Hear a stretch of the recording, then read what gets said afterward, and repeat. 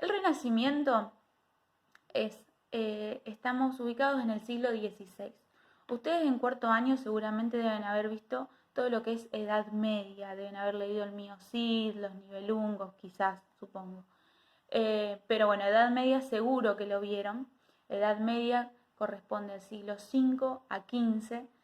El Renacimiento, ¿qué es? No es un periodo individual, sino que el Renacimiento es una etapa de transición entre la Edad Media y la Edad Moderna. Porque ustedes saben que en la Edad Media teníamos una cosmovisión teocéntrica. ¿Qué quiere decir esto? ¿Qué quiere decir teocéntrica? Que todo pasaba, o sea, todo en la sociedad estaba referido a la Iglesia y a Dios. Todas las decisiones se tomaban en torno a la Iglesia y a Dios, en una comunidad, o sea, una etapa de personas muy creyentes, en las que había eh, las personas que desafiaban esas leyes eran quemadas en la hoguera, bueno, un montón de cuestiones, ya las deben haber visto, no se las voy a repetir. Entonces, el Renacimiento, ¿cuál es el cambio principal? Que deja de ser una cosmovisión teocéntrica para pasar a ser una cosmovisión antropocéntrica. Tenía miedo de confundirme. Antropocéntrica. Entonces, ¿qué quiere decir esto? Que la religión no es que dejó de existir o que la gente no es más creyente, sino que la religión era solo una esfera de la vida humana, así como lo era, no sé, la economía o las artes. Bueno, la religión era otra esfera de la vida humana, dejó de ser el centro de atención de todo. ¿Está? Esa es la principal característica. Entonces, ¿qué tenemos en el Renacimiento? ¿Qué le da inicio al Renacimiento? A ver, ustedes van a leer alguna bibliografía que les va a decir, no, el Renacimiento empieza cuando Colón llega a América. Sí, está bien. Ese es un hito histórico que marca el fin de la Edad Media y el inicio del Renacimiento. Pero a ver, no es que de un día para el otro, el 12 de octubre de 1492, terminó la Edad Media y empezó el Renacimiento. No. Son cambios paulatinos que se van dando, entonces eso da a que cambie la cosmovisión, pero no es que termina un día y empieza el otro día la otra edad, el otro periodo. Entonces, sí, se considera que la llegada de Colón a América es el fin de la Edad Media y el principio del Renacimiento, pero este cambio en la mentalidad de las personas ya se venía dando. Justamente esto, el cambio de paradigma, el cambio de las ideas de las personas, son lo que establecen el cambio de la cosmovisión. ¿Está? Bueno, esperen que voy a... Bueno, entonces, ¿qué es lo que, en qué se centra este cambio del que yo les hablo del pensamiento de las personas? Es justamente en una posición racional. Las personas empiezan a pensar más con la razón y no tanto con con la idea justamente de que todo pasaba por la iglesia. Las personas empiezan a tener una posición más racional, o sea, racional viene de razón, y crítica. ¿Está? Empiezan a criticar, empieza a aparecer la subjetividad de las personas, es decir, empiezan a ser sujetos individuales a los que nadie les decía qué era lo que tenían que pensar, porque antes, en la Edad Media, el que pensaba distinto, o sea, en contra de la iglesia básicamente, se lo quemaba en la hoguera o era sometido a torturas, etc. Bueno, entonces esa es el principal cambio, el razonamiento y la crítica de las personas. Después, en lo que es política, vamos a tener el afianzamiento de la monarquía.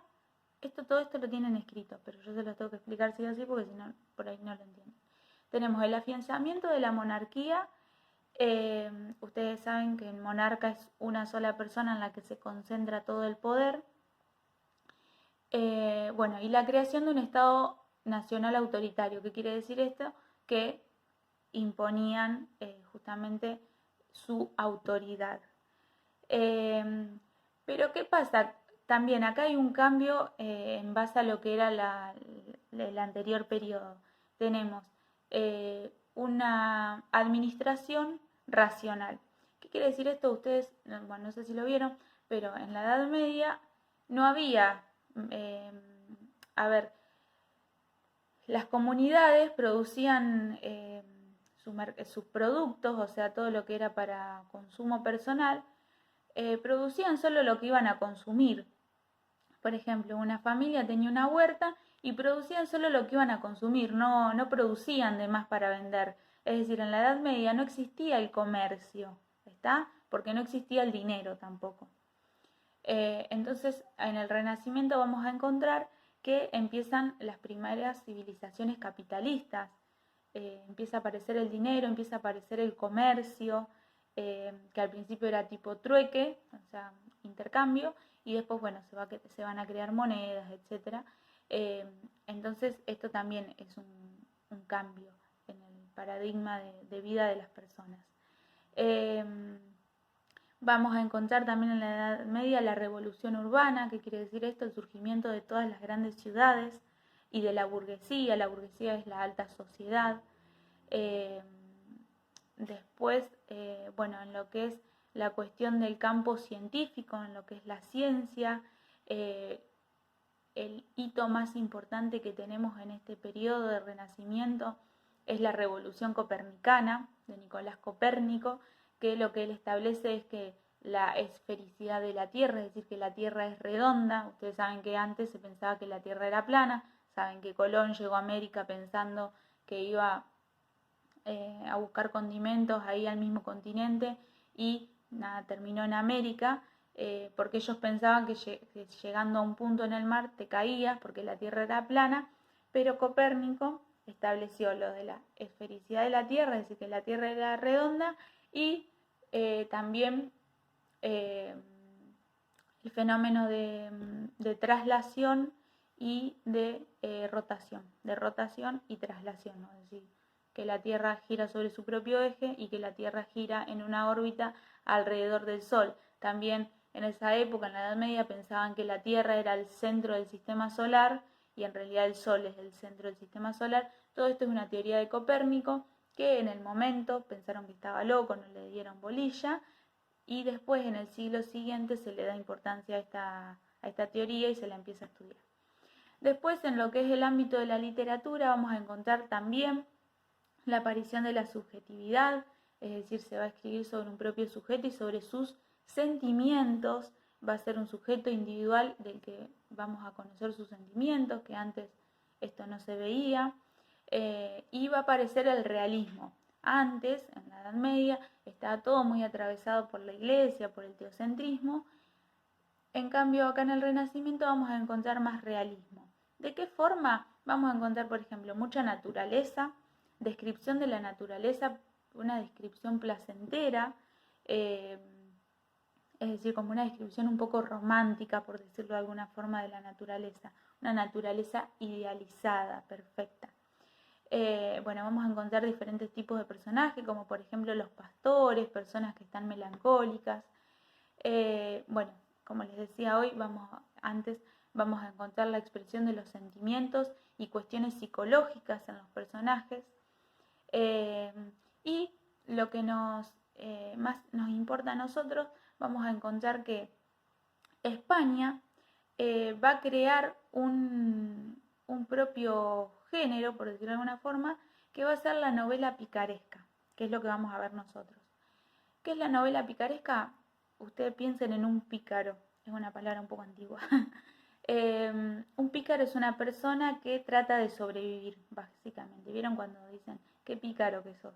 Bueno, es como que hace ciertas travesuras como para sobrevivir, como una persona viva, para decirlo de alguna forma.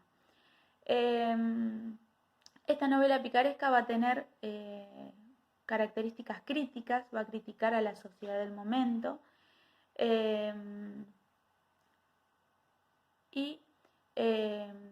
Bueno, obviamente va a ser muy criticada también la novela crítica por criticar a la sociedad, básicamente. Una característica, me olvidé mencionarles, que se tenía en la Edad Media y que sigue un poco en el Renacimiento, va a ser que las obras, algunas, no todas, eran anónimas. ¿Por qué? Porque justamente criticaban a la sociedad y los autores tenían miedo de publicar una obra con su nombre y ser juzgados. Bueno, me olvidé de algo que les iba a decir, no me acuerdo, ya me va a salir. Bueno, en esta época también surge la imprenta. Entonces, ¿qué va a hacer que surja la imprenta? Que la literatura llegue a más personas. Va a hacer que la literatura sea más democrática, por decirlo de alguna forma, que llegue a la mayor cantidad de personas posible. Después, bueno, van a encontrar que acá en este documento yo les pongo cuestiones sobre las artes plásticas. Siempre es todo más o menos van a encontrar que es todo lo mismo. En artes plásticas también las nuevas técnicas se van a interesar, por ejemplo, por el cuerpo humano. Antes era todo pintura eclesiástica, es decir, religiosa, y ahora se van a encontrar con que el hombre empieza a percibir, por ejemplo, las partes de su cuerpo. Después, bueno, tienen un apartado también sobre religión, que dice más o menos lo que ya les dije, que antes era la concepción del mundo era teocéntrica y que ahora es antropocéntrica.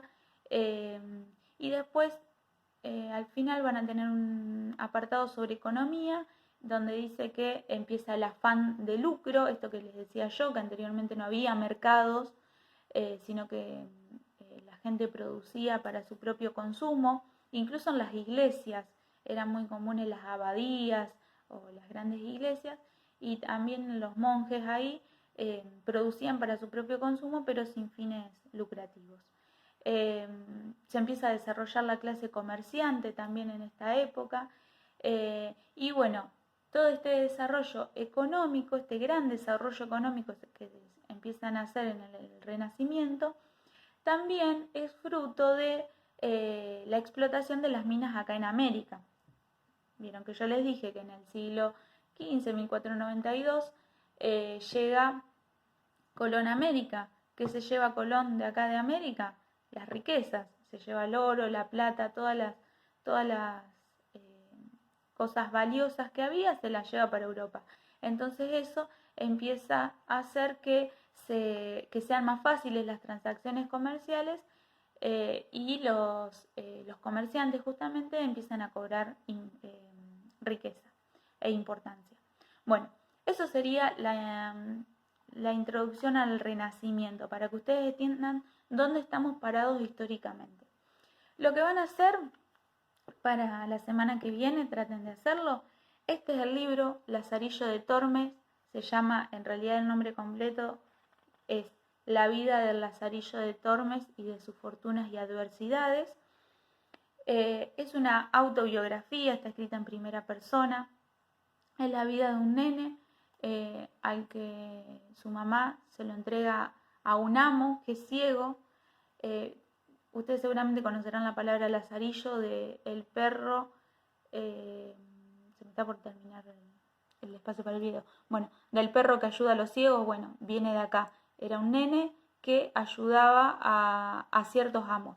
Bueno, ustedes lo que van a hacer es leer los 3 primeros tratados o escucharlos, yo se los voy a pasar, y copiar este documento en la carpeta o pegarlo. Eso para la semana que viene. Después, la segunda parte de esta unidad, les voy a dar un libro para leer, otro libro que se llama El juguete rabioso, que es este, no es un libro largo, espero que me alcance el video, tiene 148 páginas, es cortito, también se los voy a pasar por acá por el celu.